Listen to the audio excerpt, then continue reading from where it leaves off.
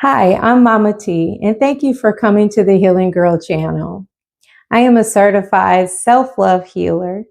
I help women overcome their limiting beliefs through coaching and pretty much a lot of spiritual practices that we do together. And I help them stand in their power so that they can have the life of their dreams. If this is something that you resonate with, please like, subscribe, and share. And thank you for coming. A lot of people had questions about what are dowsing rods and how do you use them. And I do have an explanation of how to use them soon. But dowsing rods, they're made up of copper. They are rods that are connected to free space cylinders that they're sitting in. You cannot control these, they just spin around. So this is one way that you can communicate with your spirit guides. It's considered a divination tool, along with the pendulum as well. I can use the pendulum, but my spirit guides prefer the rods because it's easier to maneuver. Their energy can move these a lot faster than they can, move around a pendulum. These can be used for doing energy clearings. I can do energy clearings, which will be done soon. I'm going to video energy clearing for you guys to remove blocks. They release negative energy and restore balance. So we could do that as well. You can also use dowsing rods for portals, for closing portals. You could have portals throughout your home. It's nothing that's very scary, so don't worry about it. But portals can also allow dark entities in and out within a space. Mirrors can also be portals, and that is something that I just learned just recently, that your mirrors in your rooms can be a portal as well. And especially if you have vintage or old mirrors, you want to make sure that you sage them or either close those portals because at night when you're asleep, there are energy vampires that can come through actually your mirrors. I'm sorry to say that, and I don't want to scare anyone, but I do cover my mirrors at night that I have in my room. I absolutely love mirrors, so don't be scared of mirrors, but I do close them. And portals can also be a means of interrupting your energy and space within your room. So you just want to make sure, like if you're having nightmares or something like that, that could mean that you need to close a portal within your room. So you can use dowsing rods as a way to close portals. And just to let you know that dowsing rods may not work for you. It may not be for you to use. It's up to really your spirit guides. Like if that is something that is calling you to be used, is something that, that just not everybody can do. So not to discourage anyone, but you can find another divination tool to communicate as well. How it works is that you have to get into a really good high vibration. And when you're first starting off, you have to meditate a lot. I pretty much did not have to because I already have a very high vibration. A lot of people do. We're here for that purpose because we do have very high vibrations. So you can use meditation to get into high vibration. I walk a lot, so I get into a meditative state when I walk.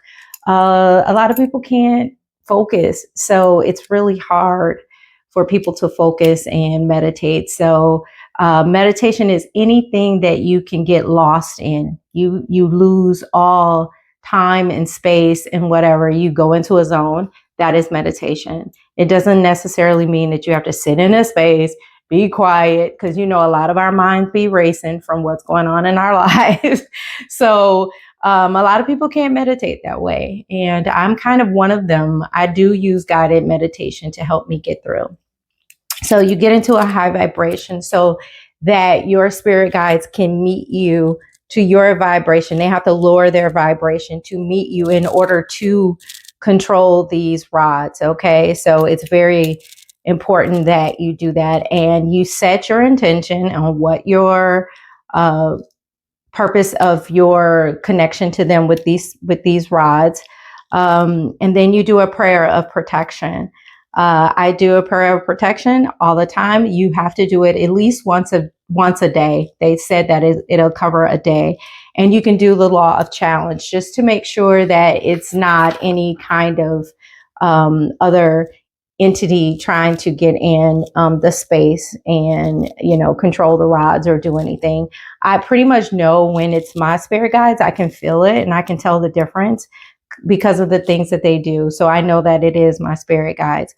So I do a protection prayer, and my protection prayer is I close my aura to everything but my higher self, God consciousness, my guardians, and my spirit guides. And I ask that Archangel Michael protect this space so that it is only of the light. Amen.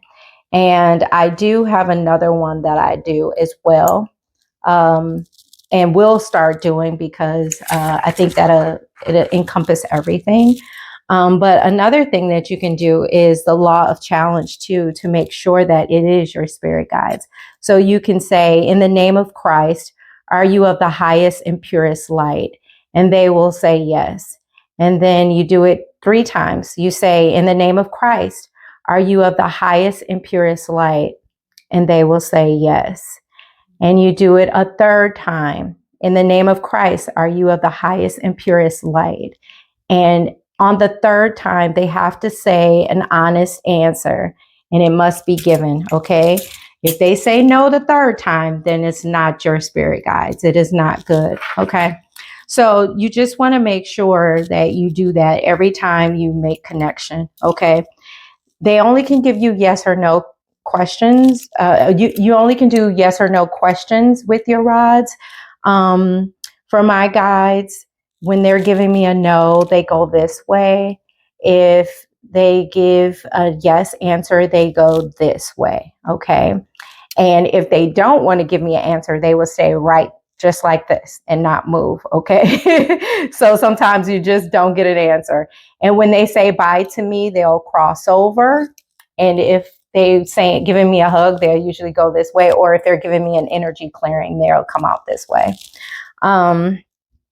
So you have to tease out the answers that you want. You have to ask questions to get the answer, and go through just, asking questions. And they always tell the truth. Okay. So the answer they give is for the time right now. Our timelines always shift because we have free will. So we can make changes in our decisions and change the timeline.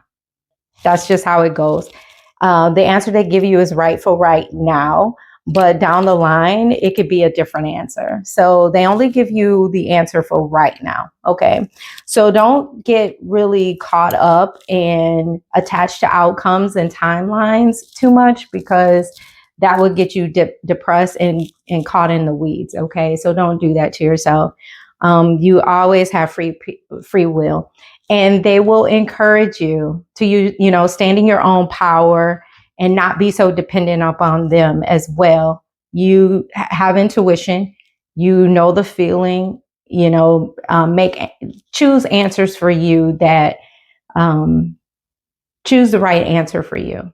Okay. Don't depend on them to answer everything for you. Like, what should I wear today? All of that stuff. Like, yeah, don't do that.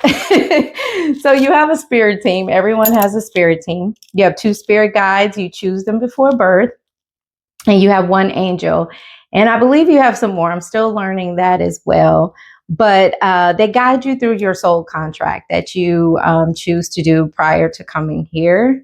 The purpose of your mission, or what you choose, and your reason for you coming here. A lot of times, people don't understand, like, what is our purpose, and you can find that out through communicating with your spirit guides. They will lead you through to your purpose and what you're here for if you're not, understanding why.